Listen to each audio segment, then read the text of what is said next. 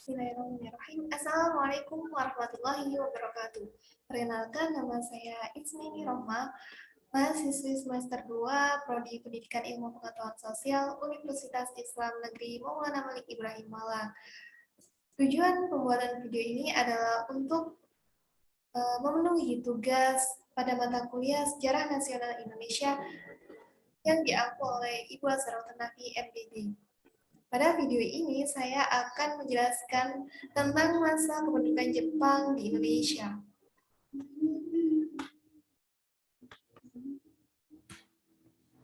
Latar belakang, sebelum Jepang masuk ke Indonesia, terjadi peristiwa besar yaitu Perang Dunia Kedua oleh bangsa Asia dan melawan bangsa Eropa.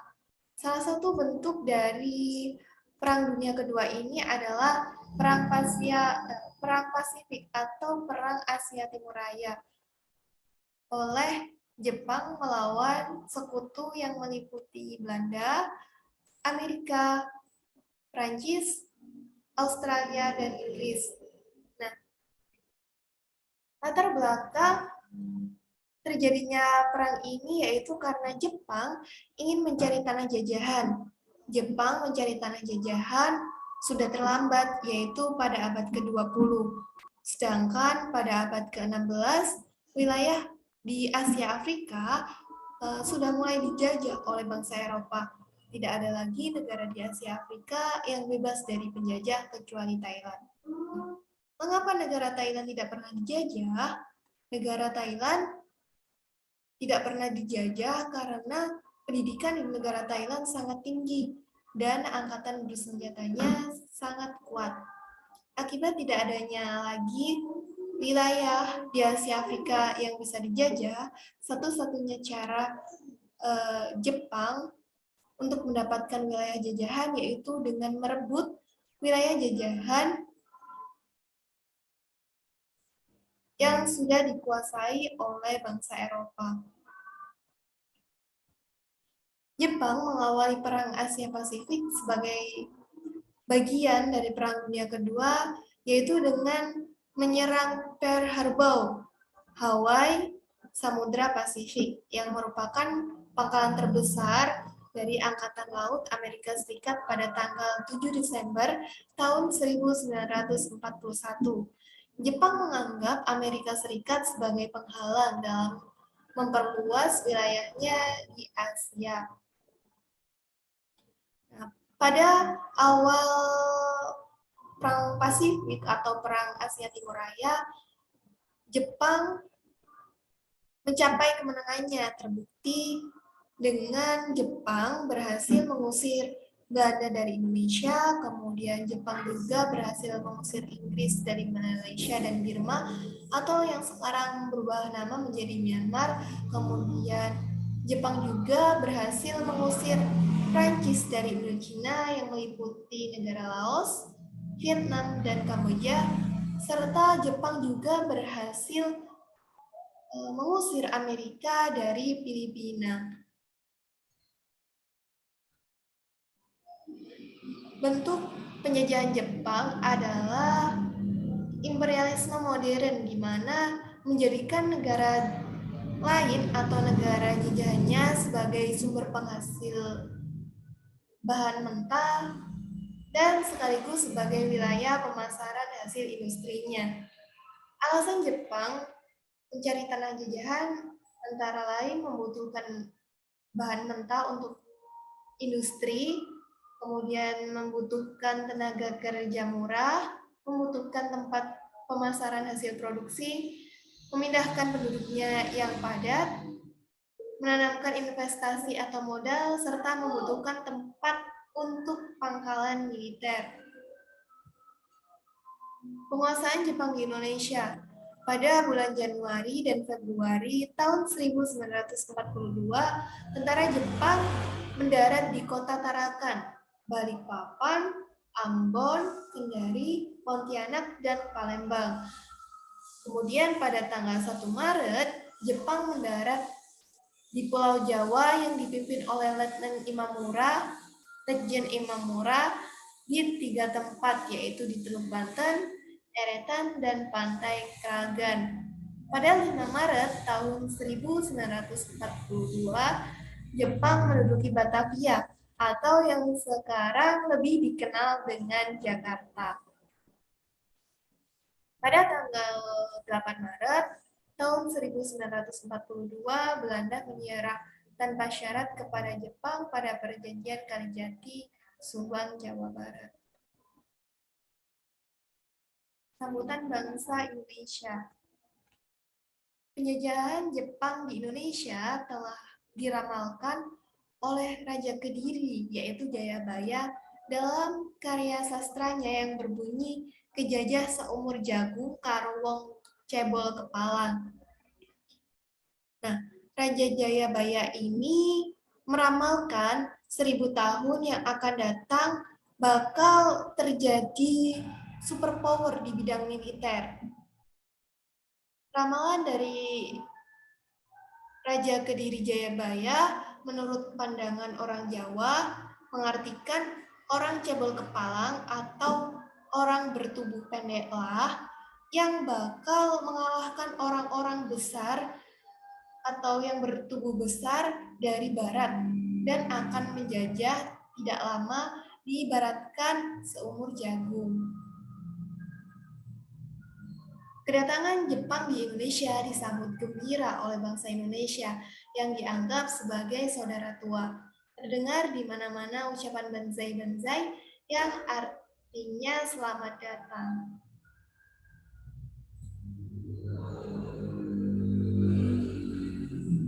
Pemerintah militer di Indonesia. Pemerintahan militer pada saat kependudukan Jepang terbagi menjadi 3 wilayah atau 3 kekuasaan. Wilayah pertama meliputi Pulau Jawa dan Madura yang berpusat di Batavia atau Jakarta, diperintah oleh tentara ke-16 Rikugun atau Angkatan Darat. Kemudian wilayah kedua meliputi Pulau Sumatera berpusat di Bukit Tinggi, diperintah oleh tentara ke-25 oleh Rikugun atau Angkatan Darat. Kemudian wilayah yang ketiga meliputi Pulau Kalimantan, Pulau Sulawesi, Pulau Bali, Nusa Tenggara Timur, dan Maluku berpusat di Makassar, diperintah oleh Armada Selatan kedua, Kaigun atau Angkatan Laut. Nah, pada masa kependudukan Jepang, terjadi perubahan di bidang politik pemerintahan, yakni adanya perubahan yang mendasar dalam sistem hukum. Dengan diberlakukannya pemerintahan militer sementara waktu dan jabatan gubernur jenderal dihapuskan, diganti tentara Jepang di Jawa guna mencegah terjadinya kekacauan. Mulai tanggal 5 Agustus tahun 1942, pemerintah militer meningkatkan sistem pemerintahan dengan mengeluarkan Undang-Undang Nomor 27 tentang Aturan Pemerintah Daerah dan dimantapkan dengan dikeluarkannya Undang-Undang Nomor 28 tentang Pemerintahan Shu serta Tokubetsushi. Dalam undang-undang tersebut, pemerintahan dilengkapi dengan pemerintah sipil, di mana tersusun atas Shu, keresidenan dipimpin oleh Sucho, kemudian Shui, kota praja dipimpin oleh Shicho, kemudian ada Ken, kabupaten dipimpin oleh Kenso, Gun, untuk kawedanan dipimpin oleh Gunso, kemudian Son untuk kecamatan dipimpin oleh Soncho, dan yang terakhir ada Ku untuk desa atau kelurahan dipimpin oleh Kunsu. Organisasi pada masa kependudukan Jepang. Organisasi pada masa kolonial Hindia Belanda, pada masa kependudukan Jepang hampir semua dibubarkan, hanya beberapa yang masih diperkenankan untuk beraktivitas. Selebihnya, Jepang membentuk organisasi baru untuk bangsa Indonesia. Organisasi tersebut meliputi organisasi sosial kemasyarakatan.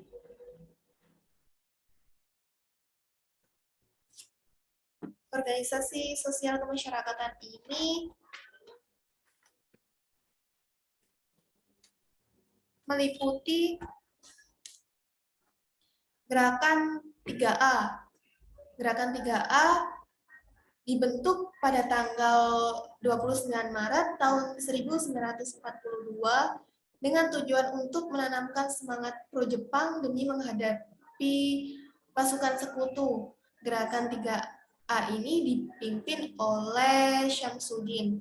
Kemudian ada organisasi Putra atau Pusat Tenaga Rakyat, dibentuk pada tanggal 16 Maret tahun 1943 sebagai pengganti Gerakan 3A. Nah, Putra ini dipimpin oleh 4 serangkai, yaitu Insinyur Soekarno, kemudian Muhammad Hatta, Kiai Haji Mas Mansur, dan Ki Hajar Dewantara. Organisasi selanjutnya yaitu ada Jawa Hopokai atau Himpunan Kebangkitan Jawa, dibentuk dengan tujuan agar rakyat Indonesia dapat dihimpun tenaganya secara lahir dan batin untuk digalang kebaktiannya. Kemudian ada organisasi Chuo Sangiin atau Badan Pertimbangan. Organisasi ini sebagai Organisasi ini dibentuk pada tanggal 5 September tahun 1943 dengan diketuai oleh Insinyur Soekarno. Tujuan pembentukan organisasi Chuo Sangiin ini adalah semacam badan pertimbangan yang dapat memberi saran dan usul kepada pemerintah. Kemudian ada MIAI atau Majelis Islam ala Indonesia. Organisasi ini bertujuan untuk memikat orang Islam Indonesia agar bersedia membantu Jepang melawan sekutu. MIAI ini dibubarkan pada tanggal 24 Oktober tahun 1943 karena lebih menguntungkan umat Islam dengan dibentuknya Baitul Mal. Organisasi selanjutnya yaitu Masyumi atau Majelis Syuro Muslimin Indonesia. Dibentuk sebagai pengganti MIAI dengan dipimpin oleh Kiai Haji Hashim Asy'ari, Kiai Haji Mas Mansur, dan Kiai Haji Wahid Hashim. Pemimpin-pemimpin Masyumi ini sangat berani menentang kebijakan Jepang seperti menentang pelaksanaan Romusa dan Seikere. Apa itu Seikere? Seikere itu merupakan bentuk penghormatan kepada Dewa Matahari dengan membungkukkan badan saat matahari terbit. Kemudian yang terakhir adalah BPUPKI dan PPKI yang dibentuk Jepang ketika menjelang kekalahannya dalam Perang Asia Timur Raya. Organisasi yang kedua yaitu di bidang semi-militer. Ada pengerahan tenaga pemuda dan pendidikan semi-militer.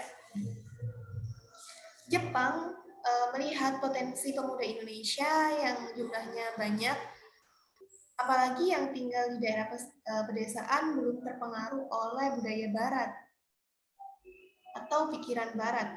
Mereka secara fisik cukup kuat, bersemangat, dan pemberani.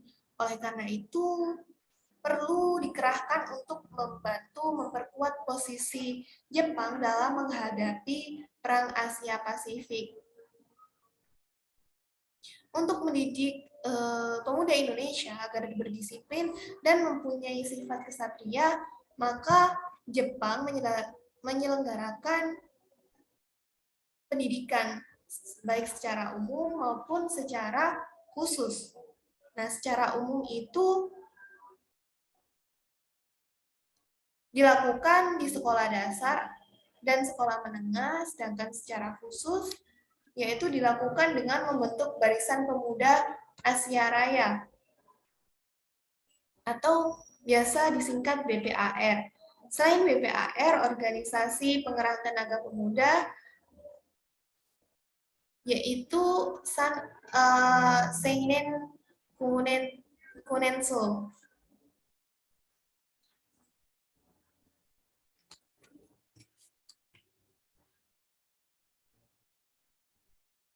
Untuk membantu memenangkan Perang Asia Pasifik, para remaja diterjunkan langsung dalam pertempuran, tetapi tidak sedikit juga yang diminta untuk sekedar membantu keamanan dan menciptakan ketertiban di lingkungan masing-masing. Untuk itu, Jepang memberikan pendidikan semi militer. Organisasi semi militer yang dimaksud untuk pemuda Indonesia antara lain Seinindan atau Barisan Pemuda yang beranggotakan pemuda usia 14 tahun sampai 22 tahun, kemudian Keibodan atau pembantu polisi yang beranggotakan pemuda usia 23 sampai 25 tahun, kemudian ada Fujinkai, barisan wanita yang beranggotakan wanita usia 15 tahun ke atas, kemudian ada Gaku Kotai, merupakan barisan dari kalangan pelajar, kemudian ada Sui Shintai atau barisan pelopor. Tujuan Sui Shintai yaitu untuk meningkatkan kesiapsiagaan rakyat dalam menghadapi sekutu. Dan yang terakhir ada Kaikyo Seinen Taishinti atau Hizbullah yang merupakan pasukan sukarelawan pemuda Islam. Organisasi yang ketiga yaitu organisasi pada bidang militer. Pada masa kependudukan Jepang, organisasi militer ada dua, yaitu Heigo, pasukan pembantu dibentuk langsung oleh Jepang dan ditempatkan di organisasi militer Jepang. Organisasi ini bertugas untuk membangun dan mempertahankan pertahanan serta membantu tentara Jepang dalam peperangan. Organisasi yang kedua yaitu PETA atau Pembela Tanah Air, dibentuk pada tanggal 3 Oktober tahun 1943 dengan tujuan pemuda Indonesia dapat mempertahankan tanah airnya sendiri.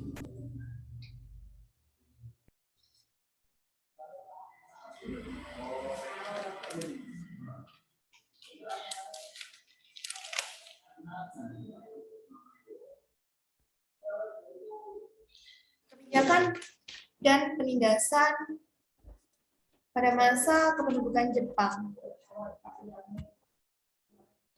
Masa kependudukan Jepang di Indonesia memang tidak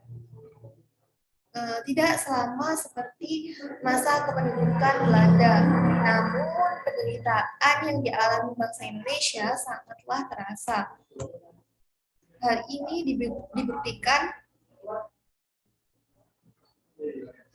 dengan kebijakan ekonomi perang, di mana setiap wilayah harus melaksanakan autarki. Apa itu autarki? Autarki artinya setiap wilayah harus bisa mencukupi kebutuhannya sendiri dan juga harus menunjang kebutuhan perang. Pada tahun 1944, tuntutan kebutuhan pangan dan perang meningkat. Oleh karena itu, pengerahan bahan pangan dilakukan oleh Jauh Hokokai melalui Nakyo Kumiai atau Koperasi Pertanian. Rakyat hanya boleh memiliki 40% dari hasil panen Kemudian 30% diserahkan pemerintahan Jepang dan 30%-nya lagi diserahkan ke lumbung untuk persediaan bibit. Terjadi kesengsaraan yang sangat seperti banjir, kekurangan makanan dan gizi, bahaya kelaparan, dan angka kematian yang meningkat. Pada masa kependudukan Jepang juga terjadi kekurangan sandang, menyebabkan rakyat yang ada di desa-desa memakai pakaian dari karung goni. Bisa dilihat pada slide, merupakan bentuk atau gambaran dari pakaian yang terbuat dari karung goni pada masa penjajahan Jepang. Yang kedua ada pengerahan Romusa. Stratifikasi sosial pada pendudukan Jepang terdiri dari 3 golongan, yaitu pada golongan pertama, yaitu Jepang, golongan kedua pribumi, dan golongan ketiga timur asing. Meskipun pribumi, bangsa Indonesia menduduki golongan kedua, kehidupan bangsa Indonesia tetap saja sengsara. Rakyat Indonesia dipaksa untuk menjadi Romusa, untuk mengambil hati bangsa Indonesia. Jepang menjuluki Romusa sebagai prajurit ekonomi atau pahlawan pekerja. Panitia pengerahan Romusa disebut Romukyokai yang dibentuk setiap daerah untuk mengawasi penduduk atas terselenggaranya gerakan-gerakan Jepang, maka dibentuklah Tanarigumi atau rukun tetangga sampai ke pelosok-pelosok pedesaan. Bentuk lain dari Romusa adalah Kinrohoshi atau wajib kerja tanpa upah seperti pamong desa dan pegawai rendahan lainnya. Yang ketiga ada pada bidang pendidikan dan kebudayaan. Pada masa kependudukan Jepang, jumlah sekolah menurun, yaitu pada sekolah dasar atau SD dari 21.500 berkurang menjadi 13.500 dan sekolah menengah dari 850 menjadi 20.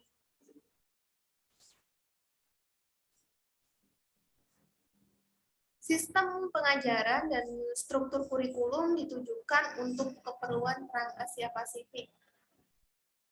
Jepang mewajibkan kaum terpelajar menyanyikan lagu Kimigayo, kemudian menghormati bendera Hinomaru, melakukan taiso atau gerak badan, serta sekirei atau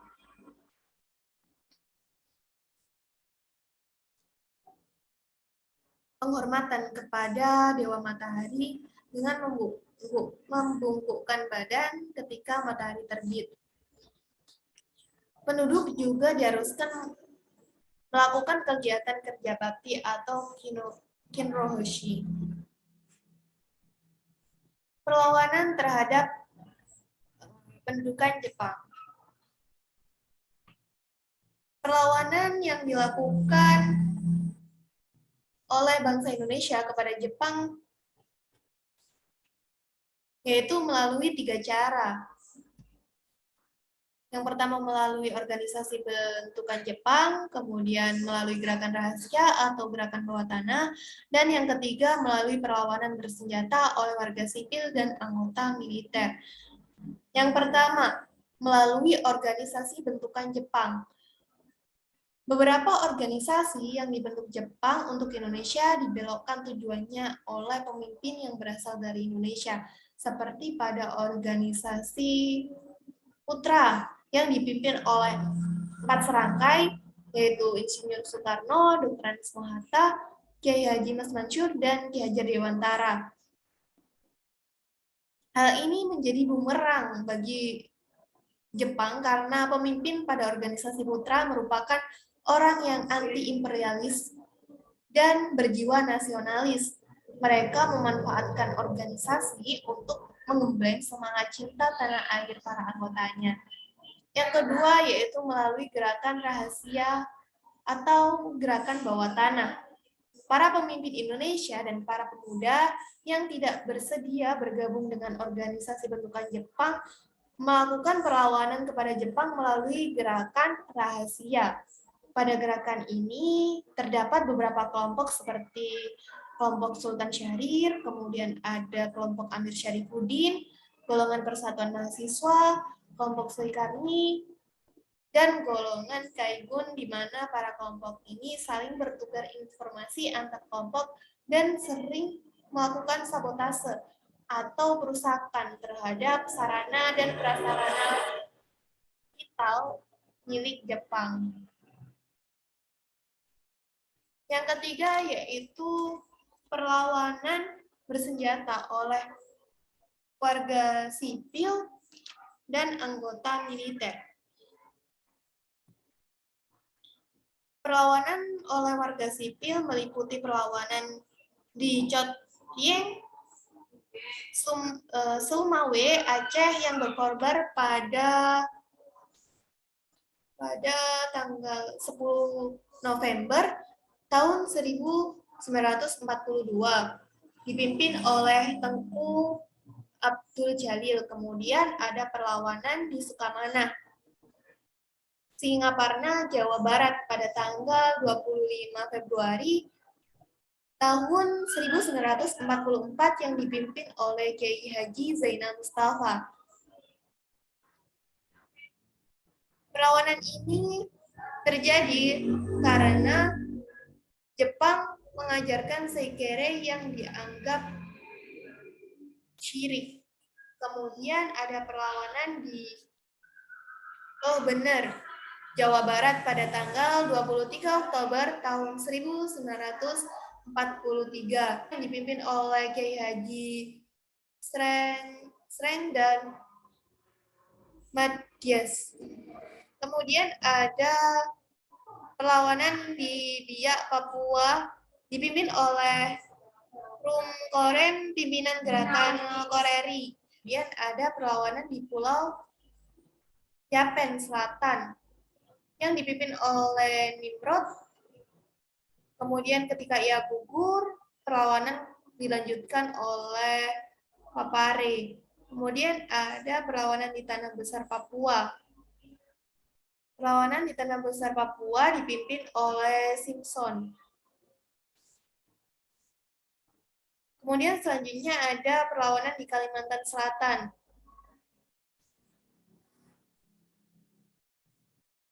Perlawanan ini dipimpin oleh Sang Suma, yaitu pemimpin suku Dayak.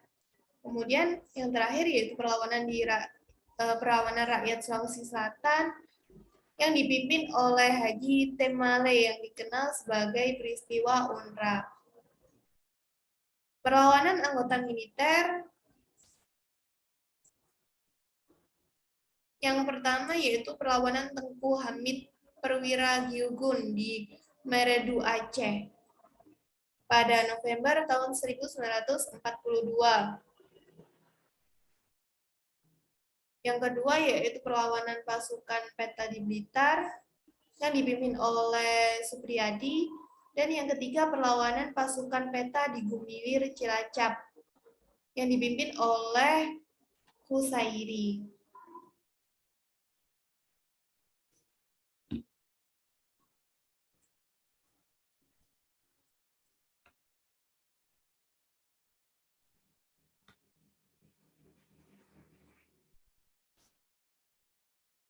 Akhir masa pendudukan Jepang, yaitu pada tanggal 17 Juli tahun 1944 Perdana Menteri Jepang Hideki Tojo mengundurkan diri, digantikan Jenderal Kuniaki Koiso.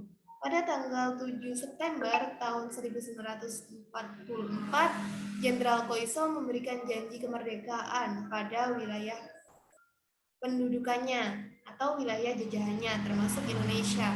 Nah, pada tanggal 1 Maret tahun 1945 dibentuk BPUPKI atau Dokuritsu Yunbi Chosakai, di mana beranggotakan 60 orang Indonesia dan 7 orang Jepang. BPUPKI ini diketuai oleh Regimen Wedyo-Diningrat. Terdapat 2 sidang, yaitu pada sidang pertama pada tanggal 29 Mei sampai 1 Juni tahun 1945 Merancang Dasar Negara, dan sidang kedua pada tanggal 10 sampai 16 Juli pada tahun 1945 merancang Undang-Undang Dasar Negara Republik Indonesia.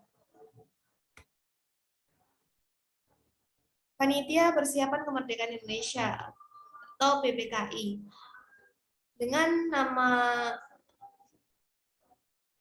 lain dari bahasa Jepang yaitu Dokuritsu Yunbi Inkai, didirikan pada tanggal 7 Agustus tahun 1945.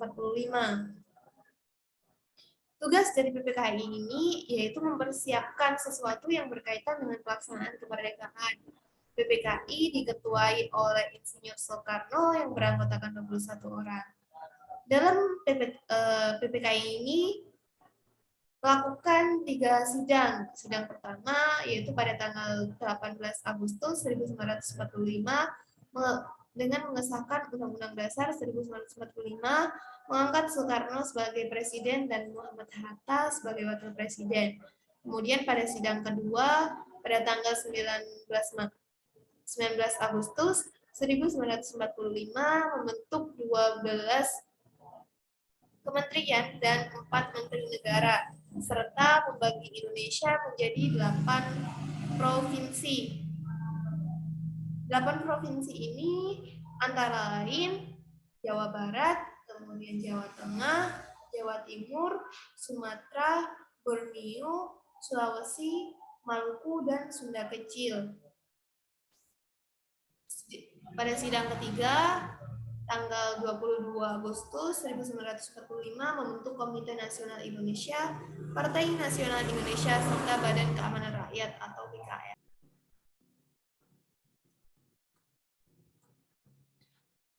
Setelah kurang lebih 3,5 tahun, Jepang mampu menguasai Asia, maka sekutu di bawah pimpinan Amerika Serikat berusaha membalas kekalahannya.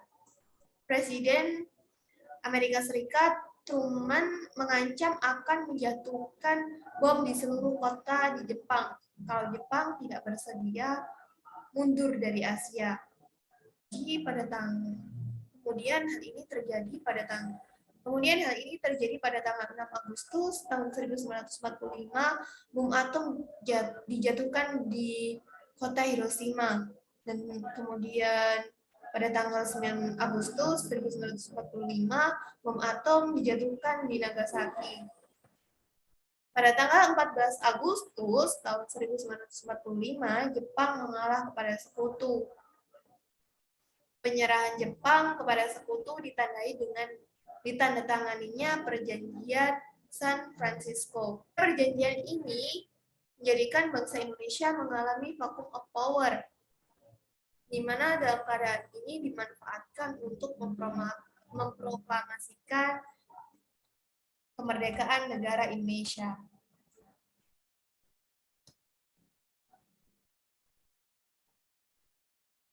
Dampak penjajahan Jepang di Indonesia yaitu pada bidang politik, memberikan janji kemerdekaan, serta banyak masyarakat Indonesia yang diangkat sebagai pegawai Jepang. Kemudian pada bidang ekonomi, didirikan nyai atau koperasi dan diperkenalkannya line system, di mana line system ini merupakan sistem pengaturan bercocok tanam secara efisien yang bertujuan untuk meningkatkan produksi pangan. Kemudian pada bidang birokrasi dan militer,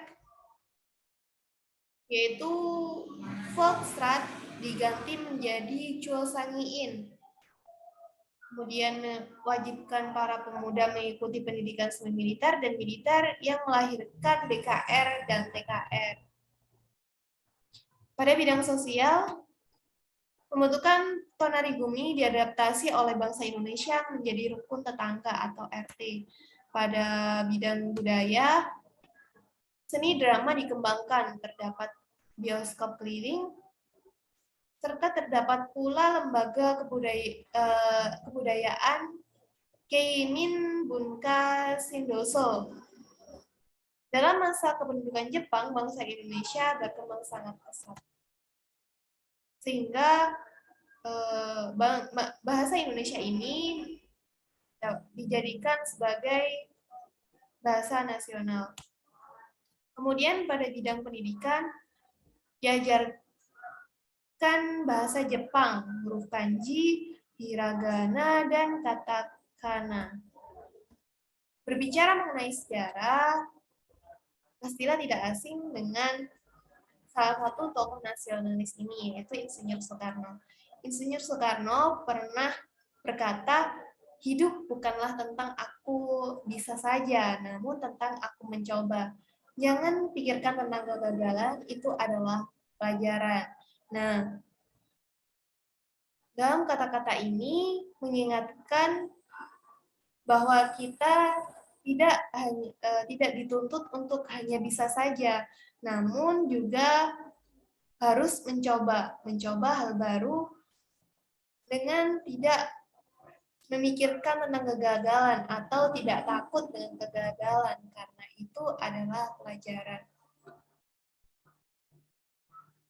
Kata-kata yang sangat memotivasi sekali. Sekian yang bisa saya sampaikan dari video kali ini. Kurang lebihnya mohon maaf apabila ada salah kata. Saya akhiri. Wassalamualaikum warahmatullahi wabarakatuh.